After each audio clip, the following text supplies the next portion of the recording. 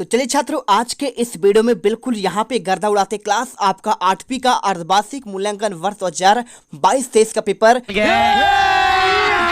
अभी मजा आएगा ना भिड़ो पे आपका विज्ञान का आ चुका है। और छात्रों ये पेपर आपका यहाँ पे 10 नंबर को आपको देखने को मिलेगा। तो फटाफट आपको यहाँ पे सारे आंसर यहाँ पे आपके 10 नंबर के विज्ञान का पेपर का पूरे क्वेश्चन पेपर आपको दिखाऊंगा, साथ में इनका हर एक क्वेश्चन का आपको सलूशन दूंगा। पूरा पेपर आपका 3 घंटा का होगा, आपको 50 पूर्णांक आपको दिए जाएंगे। पूरा पेपर है और इस पूरे क्वेश्चन पेपर को आपको समय रहते मात्र आपके पास 4 से 5 दिन का समय है। फटाफट रट लो, एक भी क्वेश्चन आपके बाहर नहीं जाएंगे। और यहाँ पे क्लास आपके यहाँ पे 8 में देखिए क्वेश्चन आपके 16 हैं और आपके यहाँ पे सारे क्वेश्चन के आपको यहाँ पे आंसर मिलेंगे। फटाफट आंसर देखेंगे और आपको यहाँ पे टॉपर बना देंगे। चलिए फटाफट यहाँ पे क्वेश्चन और उनके सॉल्यूशन देखते हैं। क्या बात है सर, क्या बात है सर, क्या बात, ये बात है। अरे सर क्या बात है।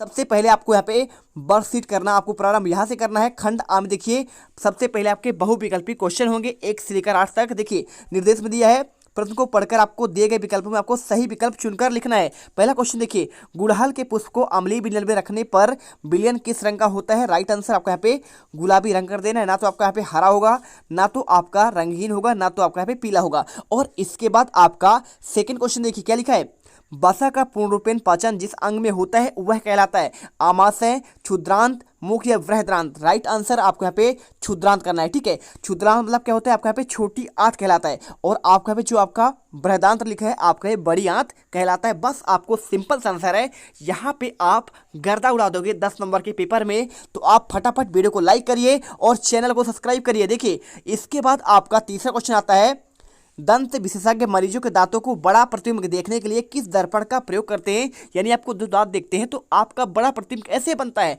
तो बहुत आंसर आपका सरल है। देखिए यदि आपने दाढ़ी बनाया होगा, ठीक है, आप चेहरा देखो, चेहरा देखोगे आईने पर तो आपको यहाँ पे प्रतिबिंब आपको बड़ा दिखाई देता है। यानी आपका यहाँ पे अवतल दर्पण का आपका उपयोग होता है। और यहाँ पे आपका दांत में देखने के आपको यहाँ पे अवतल दर्पण का उपयोग करना पड़ता है, क्योंकि आपको यहाँ पे बड़ा प्रतिबिंब आपको देखने की जरूरत पड़ती है। तो राइट आंसर आपको यहाँ पे अवतल दर्पण। और इसके बाद बात जैसे आपको इसमें लगता है समतल है ना, तो समतल आपको यहाँ पे ये होगा नहीं और अवतल उत्तल भी नहीं होगा, है ना। ये आपका यहाँ पे कैसा होता है, जब आपका बेलनाकार आपका यहाँ पे दोनों आपका दूर और निकट दोनों दृष्टि की आपकी कमजोरी हो तब आपका उपयोग होता है। और बात करें यहाँ पे उत्तल में तो आपका हेडलाइट देखिए, यदि आपने गाड़ी देखी हो 4 पहिया वाहन तो पीछे का दृश्य देखने के लिए आप यहाँ पे उत्तल लेंस का उपयोग करते हैं। और क्वेश्चन चौथा देखिए, मार्च माह में अधिकतम तापमान के परिवर्तन को ग्राफ द्वारा दर्शाया गया है और एक्स अक्ष पर दिनांक वाई के आपके अक्ष के तापमान को सी में आपको प्रदर्शित करना है। और आपका दिनांक और अधिकतम तापमान का सही युग्म आपको क्या होगा आपको बताना है। सिंपल सा क्वेश्चन है।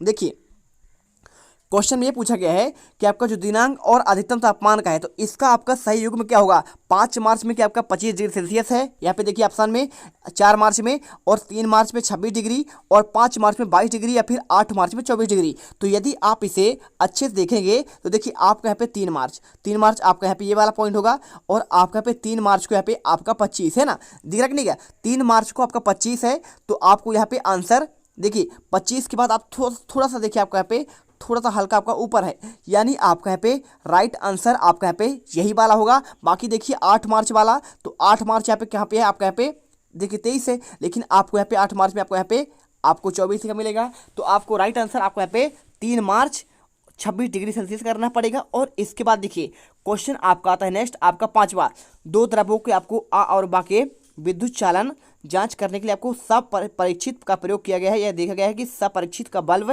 द्रव आ में, देखिए द्रव आपका आ में है और आपका चमकीला होता है, जबकि आपका द्रव बा में अत्यंत धीमा आपका पे दिखाई देता है। तो आपको बताना है यहाँ पे आपका सही कारण आपका क्या है। तो देखिए आप इसे पढ़ेंगे तो आपका यहाँ पे राइट आंसर देखिए अच्छा आपका यहाँ पे दीप तब होगा जब वहाँ पे आपका अच्छा चालक हो। और अच्छा चालक आपका यहाँ पे आप समझ दिया गया द्रव आ और बा में द्रव आपका जो बा आ है, देखिए जो आपका अच्छा होगा वही तो आपका अच्छा चालक होगा। तो यानी आपका द्रव जो आपका आ है ये वाला आपका बा से आपका अच्छा है ना, अच्छा चालक कहलाएगा। तो यानी आपको राइट आंसर आपको यहाँ पे सेकेंड वाले में कर देना है। और इसके बाद देखिए क्वेश्चन आपका यहाँ पे आता है 6ठा नंबर, चाल का आपका मूल मात्रक क्या है? तो चाल का आपका मूल मात्रक होता है मीटर प्रति सेकेंड, है ना, क्या होता है? मीटर प्रति आपका सेकेंड। बस आपको ऐसा ही आंसर कर देना है। और इसी रूप को आपका पे एम एस लिखा है, एम यानी मीटर और एस से आपका सेकेंड, है ना। तो मीटर प्रति आपका सेकेंड करते हैं और प्रति लगाने के लिए आपको यहाँ पे आपका बटे का यूज करते हैं। और आप इस चाहे तो आप MS इनवर्स 1 आप ऐसा भी लिख सकते हैं। बिल्कुल आपका यहाँ पे आंसर सही है, लेकिन आपका ऐसा ऑप्शन दिया नहीं है, समझ गए आप। और इसके बाद देखिए क्वेश्चन आपका 7वां, पहेली ने चित्रानुसार वृत्ताकार डिस्क की सहायता से छोटा सा लट्टू बनाया जिस पर इंद्रधनुष के 7 वर्ण को पेंट किया गया। जब लट्टू घूर्णन करता है तो वह किस रंग का दिखाई देता है? आपका यहाँ पे देखिए ये बात कर रहा है, जब घूमता है तो आपका किस आपका रंग का दिखाई देगा। तो बात करें, देखिए लट्टू आपका जब घूमेगा, सिंपल सी बात है, जब उसमें 7 रंग होंगे तो आपका जब घूमेगा तो आपका सातों रंग मिलकर आपके सफ़ेद हो जाते हैं। तो राइट आंसर आपको यहाँ पे C नंबर आपको सफ़ेद कर देना है। और इसके बाद चलिए 8वां क्वेश्चन देखिए। क्वेश्चन आप पढ़ेंगे तो लिखा है, ताजमहल के पास मथुरा तेल परिष्करणी स्थापित है और इस परिष्करणी की उपस्थिति के द्वारा उत्पन्न किन कारणों से ताजमहल को हानि हो रही है? ध्वनिक स्तर का प्रभाव, या फिर आपका अम्ल वर्षा का उत्पन्न होना, या फिर आपका यमुना का जल आपका प्रदूषित होना, चौथा ऑप्शन विद्युत का अत्यधिक आपका उपयोग होना। देखिए बात करें ताजमहल तो इस पर आपका यहाँ पे अम्ल वर्षा का आपका प्रभाव ज़्यादा हो रहा है, ठीक है। इससे क्या हो रहा है, वहाँ पे उसका रंग थोड़ा सा आपका उड़ रहा है। और इसके बाद आपको आंसर करने के बाद यहाँ पे आपका आता है आपके लघुत्तरी क्वेश्चन। देखिए ध्यान से देखिएगा, 9 से लेकर आपको यहाँ पे 13 तक के क्वेश्चन आपके लघुत्तरी हैं। यहाँ पे क्वेश्चन आपको 2 नंबर मिलेंगे। पहला क्वेश्चन देखिए, भौतिक परिवर्तन और आपको रासायनिक परिवर्तन, आपको एक उदाहरण सहित आपको अंतर बताना है।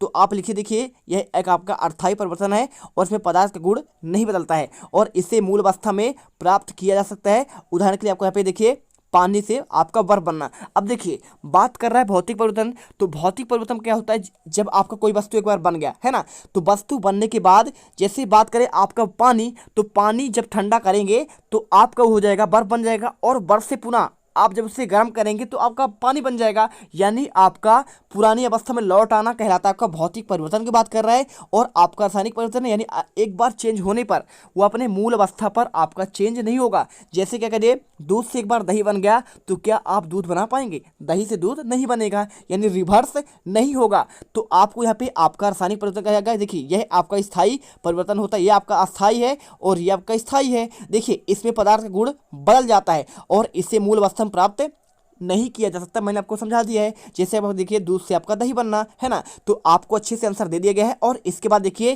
क्वेश्चन आपका 10वां, उपरोक्त चित्र में से ABCD देखिए मोम के 4 टुकड़े हैं। देखिए 1 2 3 4 टुकड़े हैं और आपको यहाँ पे बताया गया है, यदि स्केल की जलती हुई मोमबत्ती रखी जाए, है ना, आप कैसे से एक जलती हुई आपका स्केल पर मोमबत्ती रखिए। तो आपको बताना है यहाँ पे आपका, देखिए पहला क्वेश्चन, मोमबत्ती जलाने पर आपका सबसे पहले मोम कौन सा आपका टुकड़ा पिघलेगा? तो बात करें कौन सा पहले पिघलेगा, आपको देखिए अब आपको मैं समझाता हूँ। यहाँ पे देखिए अच्छे से देखिए, यहाँ पे आपका जो है सबसे पहले आपका ताप यहाँ पे पड़ेगा, तो पहला वाला आपका ताप इसी में पड़ेगा D नंबर में, यानी आपको आंसर लिखना है D वाला टुकड़ा सबसे पहले आपका नीचे गिरेगा। जहाँ पे आपका पहला उस पर पड़ेगा सबसे आपका पहले, वही आपका यहाँ पे पिघल जाएगा। और इसके बाद देखिए आपका यहाँ पे इसी पर आपका B नंबर, इस प्रक्रम में उष्मा का चालन कौन सी विधि आपका उपयुक्त है? तो इस प्रक्रम में ठोस पदार्थों में उष्मा का चालन आपका यहाँ पे विधि का प्रयुक्त हो रही है। कौन सा?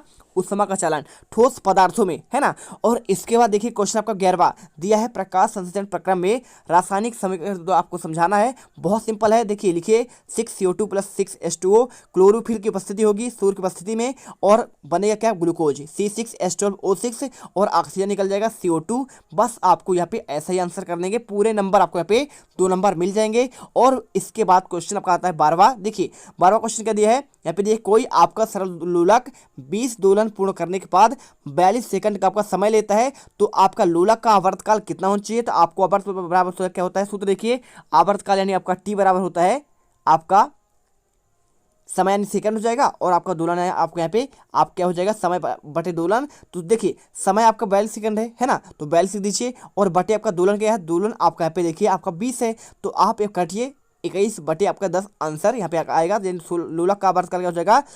आप इसे भाग देंगे किस में 10 का, तो 2 सही 1/10 सेकंड आपका यहाँ पे राइट आंसर निकल कर आ जाएगा। और इसके बाद क्वेश्चन 13वां देखिए, यहाँ पे बूझों ने गुलाब के पौधे पर एक शाखा को उसके पर्व संधि को काटकर मिट्टी में दबाकर गुलाब का नया पौधा लगाया, और यह पालन की कौन सी विधि है? आपको इसके क्या लाभ है? आंसर करिए। देखिए इसमें पौधे विकास शीघ्र कर लेता है। दूसरा, बीजों का अंकुरण न होने पर इससे लाभ होता है। और तीसरा, कुछ पौधे जिनमें लैंगिक क्षमता नहीं होती है, और जैसे आपका गुलाब हो गया, गुड़हल हो गया, चमेली हो गया, अंगूर हो गया आदि खेती लाभदायक होता है। और इसके बाद क्वेश्चन आपका आता है 14वां। देखिए आपके यहाँ से दीर्घित क्वेश्चन आते हैं। यहाँ पे क्वेश्चन आपको 14 से लेकर 16 तक के आंसर आपको यहाँ पे 4 नंबर में आपको देना है। देखिए पहला क्वेश्चन, मानव पाचन तंत्र का आपको नामांकित चित्र बनाकर आपको मानव पाचन तंत्र के मुख्य भाग लिखिए। तो देखिए पहले भाग की बात करें तो अमाशय होता है, दूसरा आपका यकृत, तीसरा मुंह, चौथा आपका ग्रसिका, पांचवा अग्नाशय, छठा यहाँ पे बृहदान्त्र यानी कोलन, और सातवां आपका पित्त नली, और आठवां का पित्ताशय। अब इसकी बात करें चित्र की, जैसे आपका पूछा गया आपका इसका चित्र भी आपको बनाना है,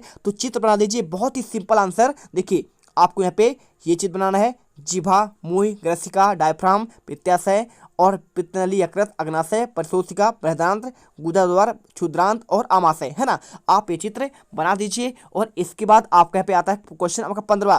नीचे दिए गए अभिमत प्रतीक चिन्ह आपको दिए गए हैं, जिनकी सतह से आपको एक बंद परिपथ तथा एक आपको खुला परिपथ का आरेख खींचिए और बल्ब आपका कब दीप्त होगा आपको बताना है। देखिए सबसे पहले बात करें तो आपको पहला वाला आपको यहाँ पे बंद परिपथ में, देखिए बंद परिपथ की बात करें तो आपको ऐसा बनाना है। देखिए आपका यहाँ पे बल्ब आपका यहाँ पे चल जाएगा और आपको यहाँ पे एक आपको खुला परिपथ, तो आपको ऐसा ही आपको बना लेना है, बस आपको पूरे नंबर मिल जाएंगे।